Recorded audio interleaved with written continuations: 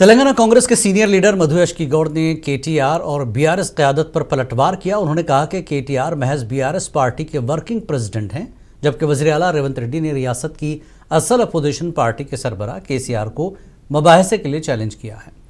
उन्होंने मजीद कहा कि तेलंगाना के अवाम के टैक्सेस से तनख्वाहें और दीगर मारात लेने वाले केसीआर को मौजूदा हुकूमत और वज़ीर आला के सवालात के जवाब देना लाजिम है।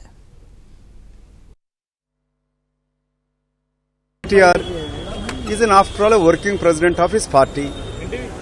The Honorable Chief Minister of Telangana, Mr. Revanth Reddy, has challenged the principal opposition party, the opposition leader, former Chief Minister KCR. You are taking perks, taxpayers' money, salary from the government of Telangana, and you are obliged to answer, reply to the questions raised by the ruling Congress party and the Chief Minister. Chief Minister has asked for a special session where Mr. Chandrasekhar Rao, you being a leader of opposition, you have amassed wealth by looting, cheating